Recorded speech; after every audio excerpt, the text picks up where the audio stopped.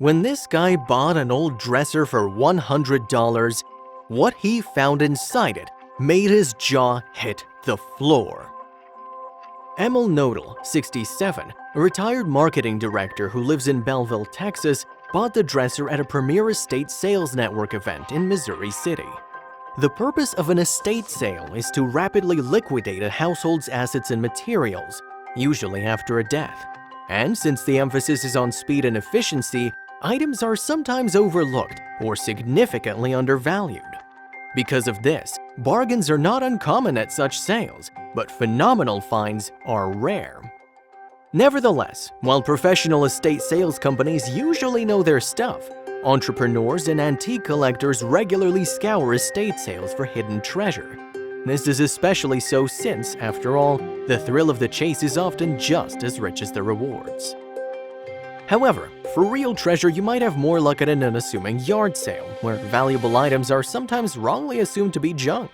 For example, in 2007, one New York household sold a Ming Dynasty vase at a yard sale for just $3. The family who bought it then sold it on for $2.2 million. The antique dresser that had caught Nodal's eye was said to date to around 1890, while featuring 3 drawers and a solid marble top.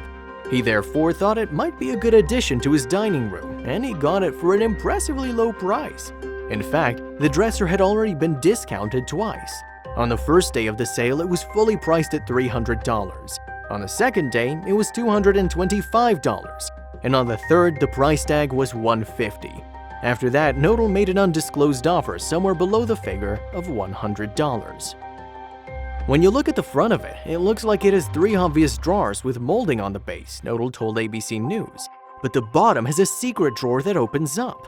The secret drawer had, it seems, escaped the attention of everyone, including the seller, the buyer, and Premier Estate Sales. Sliding open the secret drawer, Nodal and Allen finally set eyes on the treasure that had lain hidden inside.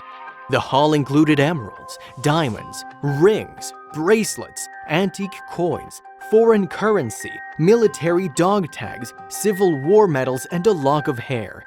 In fact, the entire drawer was filled to the brim with intriguing historical trinkets, which begged the question, how many generations had they been passed through? It was impossible to know for sure, but since the dresser itself appeared to date from the late 19th century, there was a fair chance that some of the items were at least 100 years old. Indeed, the Civil War memorabilia hinted that some of the relics might be of considerable value to collectors.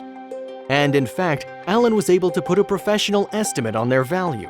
According to him, the assorted jewelry and memorabilia were worth approximately $15,000.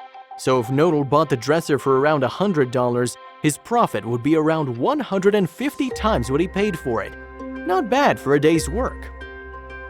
However, there was a small problem. These items had not been priced into the sale, and yet they now belonged to Nodal. Technically, then, he could walk away with his pockets full and a clear conscience. He hadn't broken the law after all. That said, what is lawful is not necessarily the same as what is moral or ethical.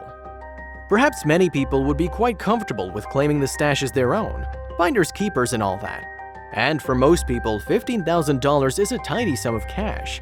But by the same token, taking these items could be construed as being extremely dishonest, and indeed selling them on just didn't seem right with Nodal.